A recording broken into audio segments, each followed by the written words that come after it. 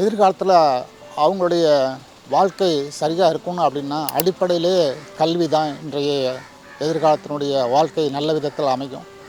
அதே மாதிரி ஒழுக்கமும் நல்ல ஒரு கடமை உணர்வும் கொண்ட குழந்தைகளை நாங்கள் உருவாக்கணும் அப்படின்ட்டு தான் நாங்கள் பாடுபட்டுக்கிட்டு இருக்கோம். ஸோ இந்த ஒரு நிலைமையில் கல்வி ஒழுக்கம் நல்ல ஒரு பொறுப்பான ஒரு குழந்தைகளாக எதிர்காலத்தில் வளரும் அப்படின்ற பார்த்தீங்கன்னா அவங்களுடைய உடல்நலம் கட்டாயம் தேவை. அதனால் நாங்கள் கடைசி வரைக்கும் வைத்துக்கொள்வதில்லை. அதனால் 12ஆம் கிளாஸ் வரைக்கும் அவங்கள படிச்சிட்டாங்கன்னா அதுக்கப்புறம் பெரிய லெவலில் அவங்க வேறு இடத்துல நாங்கள் சேர்த்து விடுவோம், இல்லது அவங்களுடைய குடும்பத்தோடு இணைச்சி விடுவோம்.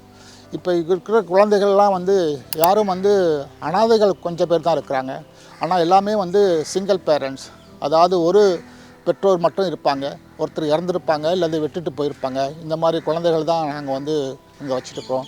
அதனால் அவங்கள வளர்த்து அந்த 12ஆம் கிளாஸ் வரைக்கும் அவங்கள வளர்த்து கொண்டு வர்றது தான் எங்களுடைய அடிப்படையான நோக்கமாக இருக்குது எங்களுடைய அமைப்பில்.